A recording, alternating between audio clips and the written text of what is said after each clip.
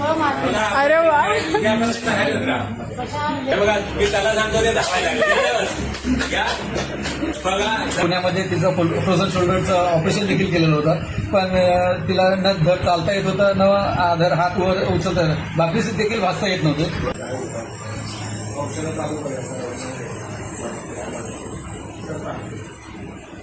इथे बस.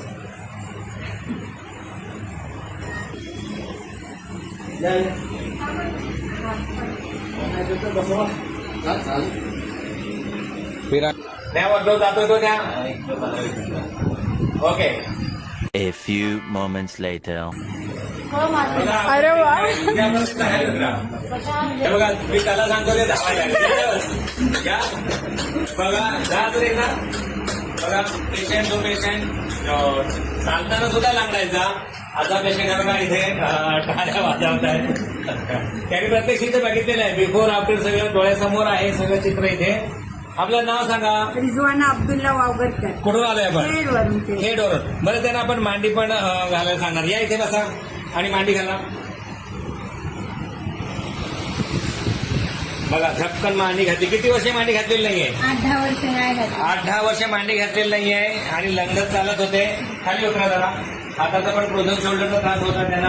सारखा मागे ऑपरेट हाताचा.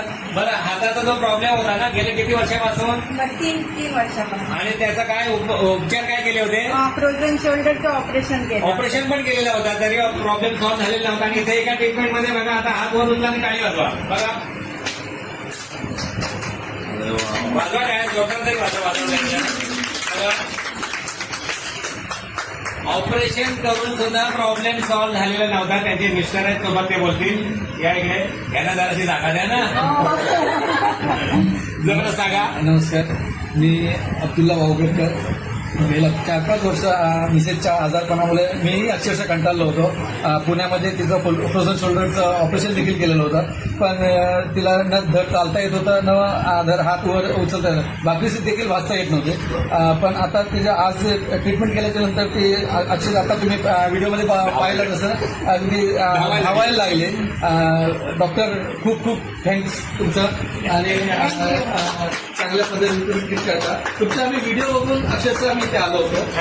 तुमचे व्हिडिओ आम्ही फेसबुकवर आणि इंस्टाग्रामवर पाहिलं होतं. बरेच दिवस ती म्हणत होती की आपण जाऊया आणि आपण एकदा तिथे जाऊन एकदा काहीतरी ट्राय करूया. झालं तर झालं. तर पण मला असं वाटतं की खरोखर यश येईल आम्हाला, कारण बरेच म्हणजे अगदी 90% तरी तिच्यात फरक पडलेला आहे. बरं